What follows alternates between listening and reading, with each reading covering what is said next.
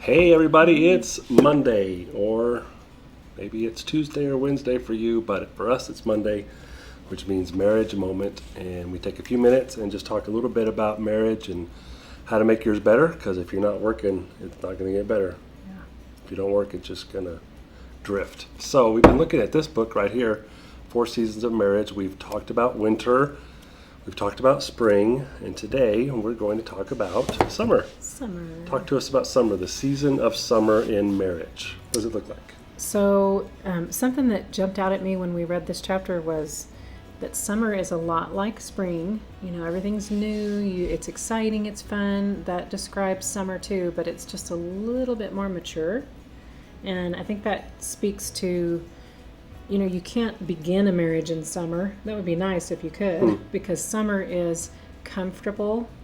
It's happy, it's like a relaxed contentment, and it's everything underlying that is trust, that you have been together long enough and gone through enough stuff and maybe accomplished some things that then you kind of find yourselves in this season of summer where you know all of your partner's faults and you still love them anyway. And it's almost like, I think he said it in the book, you're growing more in love every day, no matter, even though you know all these things about your spouse and you've kind of accepted the differences and you've put some work in.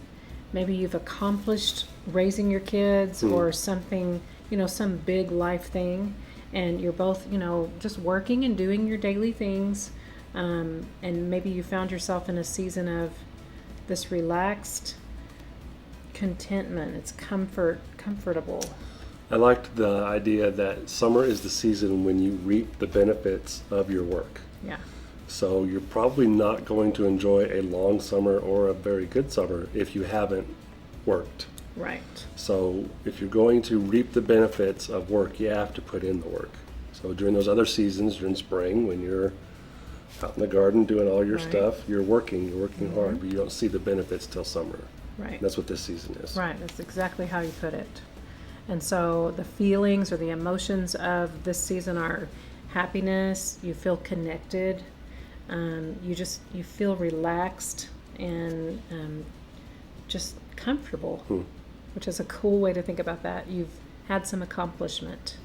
And then it lists some of the attitudes.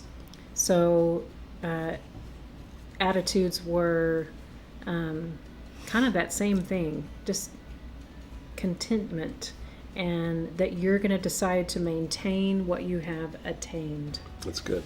What you've worked for, you're finally getting to see the benefit of that, and you want to keep that going. Kind of like watering the garden, watering the flowers.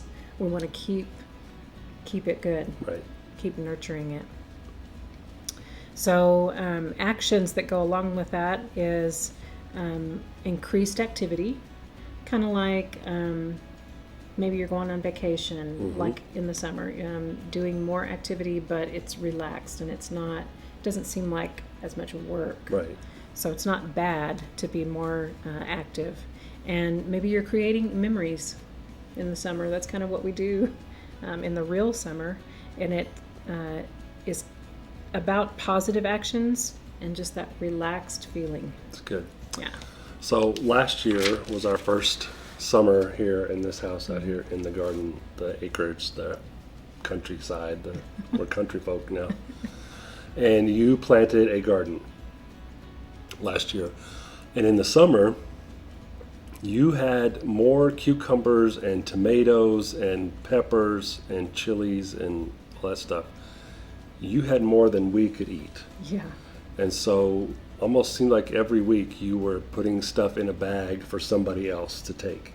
So you put in all this hard work in this garden in the spring and in the fall.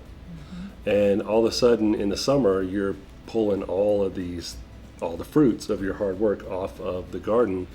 And it was too much for us to have. Yeah. And so you got to bless other people with it. And that, if you're married and have kids or grandkids, or just other people in your life, that is a perfect picture of marriage, because your marriage is not just for you. If you have kids, the best thing you can give your kids is a good marriage.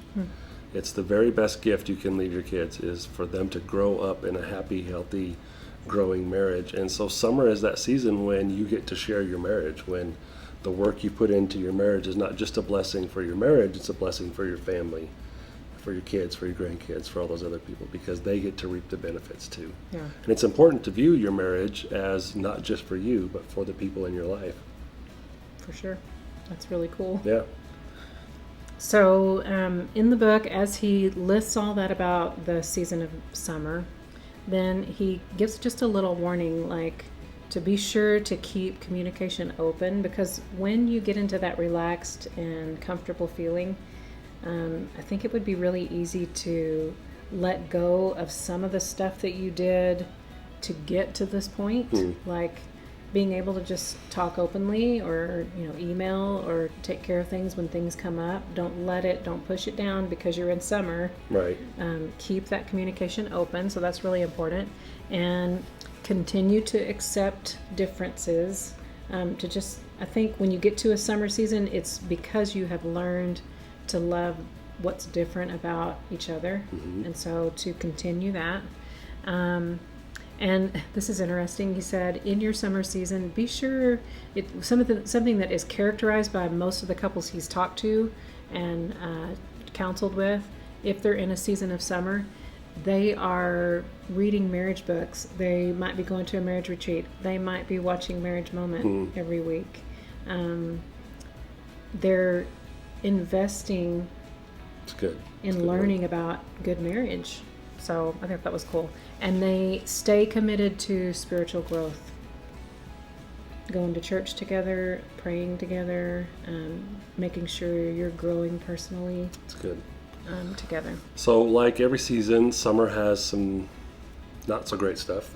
Spring's always windy and it's cold in the winter, and summer is freaking hot where we live. Yeah. So even in every good season, there are some downsides. Yeah. I like the downside that he talks about here. Yeah. The downside of summer in marriage is... Well, he likened it, he kept talking about gardening and yard work and watering flowers for this season to kind of give little word pictures. So this one is that there are wasps or yellow jackets Nasty. in the summer. Yep. And they can be Painful. a problem.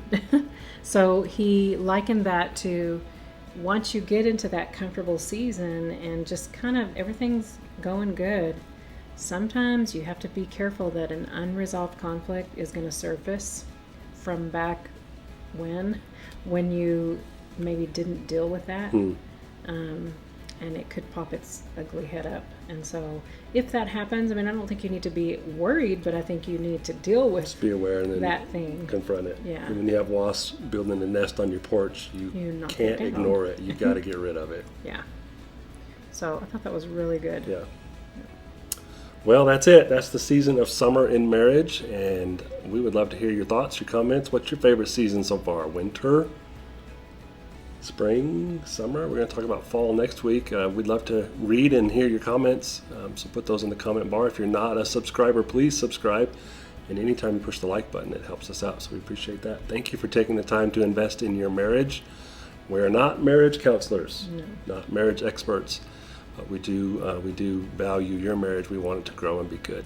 So thanks for taking the time to watch. Have a great night. Bye. Bye.